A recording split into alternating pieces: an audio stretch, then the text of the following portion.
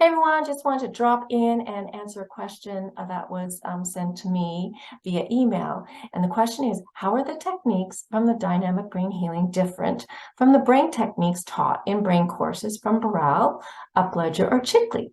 All of those are great courses, so it's also an awesome question. I've had the opportunity to work directly with Bruno back in Arizona. He actually did several treatments on me, and when I first went to see him, when he worked on me, he had a question, and he's like, "Are you one of my advanced students?" And I'm like, "Actually, no, I've just taken the first level at that time." That was in, I think, early, late 90s. And so what a compliment. And he just felt that energy from me, and also to an innate ability to move the lymph, fascia, and nervous system. I took courses from Barral and Upledger starting in the early 1990s, all fantastic teachers and mentors. The course is amazing. They're just great courses. So what is different with the dynamic brain healing is it's for therapists who are advanced in their treatments and know about fascia and the brain. A practitioner with self-awareness and a thirst for knowledge always has to ask, what is next and how can I support my people?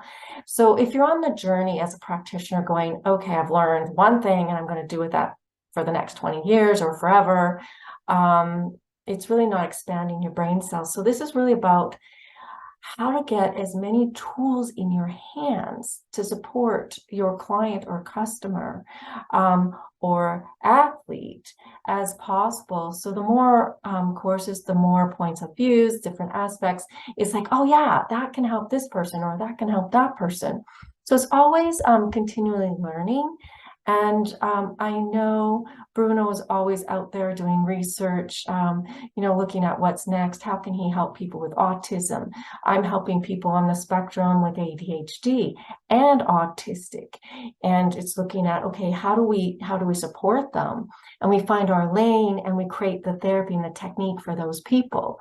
And what I've discovered is that really those that have ADHD or on the spectrum, neurodivergent, they don't have the brain resources. So they don't have the internal resources to heal because they're already deficient.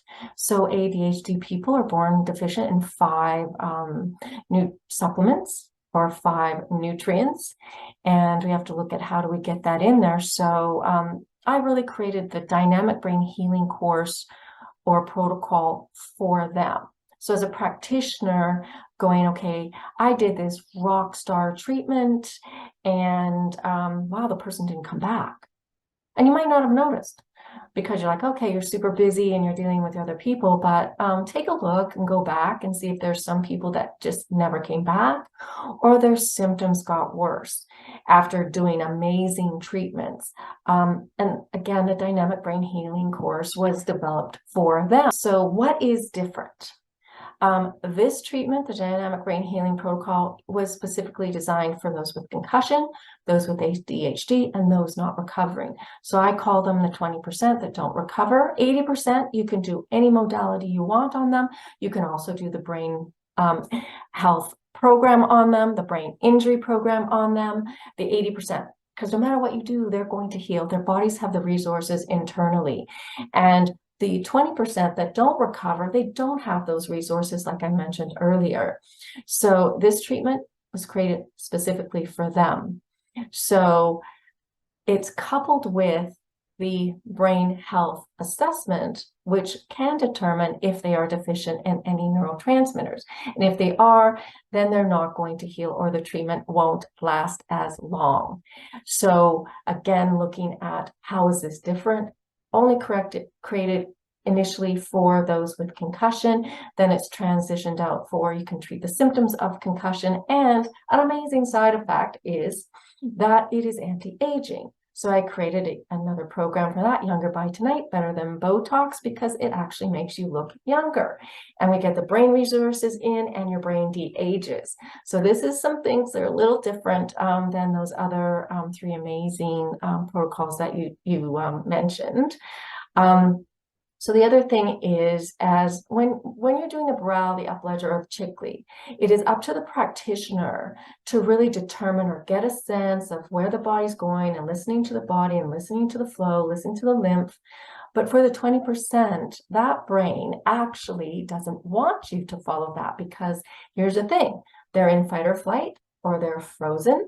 They're running from the bear. And when you're running from the bear, healing is not priority. It's really survival. So if somebody offers help, some of these people are often distrusting because they're like, oh, you want to help me? I'm not sure. And it's their brain is deficient. It's in fight or flight. So it's a little deeper than just the physical. Their brain now is going, okay, I don't really trust you. I'm not really sure. So if you're going to try and follow me, I'm going to lead you away from really where the injury is. And so often too, that can mean that as a practitioner, you think you're doing a rock star treatment, which you normally would for the 80%, but these people are distracting, or their unconscious mind, their subconscious mind, or the body is distracting. So with the dynamic brain healing, we're actually creating a system. You do the system. There's 7 protocols in level 1, 7 in level 2, and 7 in level 3, looking at different layers and different ways to fascially change the brain, structurally change the brain with no pain. This again is calming down, getting behind the body's defense mechanisms in a different way than the Barral, Upledger, and Chikly. So we're specifically addressing going, okay, here's the system. It works no matter what.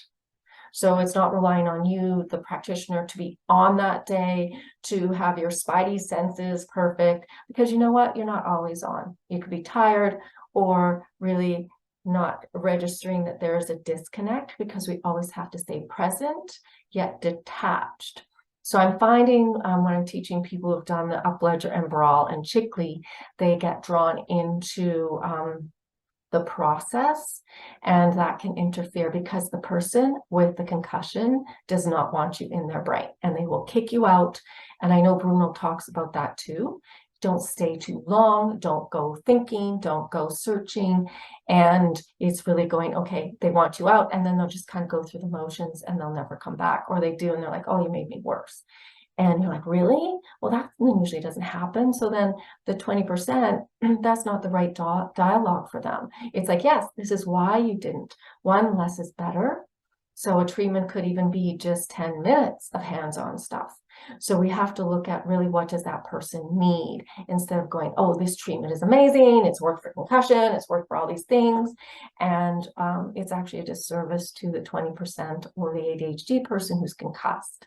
So really, every tool, every course you've ever taken has led you to where you are today, and they're all amazing tools. I love the work. I love receiving the work. But I know personally from my experience, I have ADHD, had concussion, and that's why I created this, because those treatments weren't enough. They weren't enough.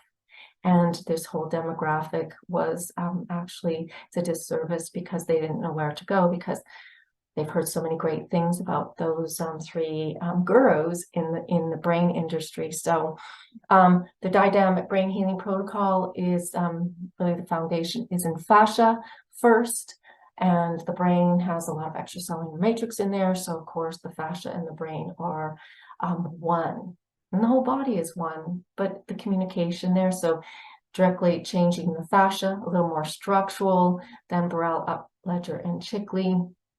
And we look at releasing fascial restrictions, and the lymph can't move, the nerve can't move, the organs can't move if there's that fascial restriction. And it's directly engaging that and opening up and creating space there. So overall, the dynamic brain healing protocol creates space in the brain, so everything can move internally. And so yeah, the dynamic brain healing protocol is just an additional tool that can support those that don't respond from the other treatments. And again, thank you so much for asking the question, and I look forward to seeing you in one of my courses.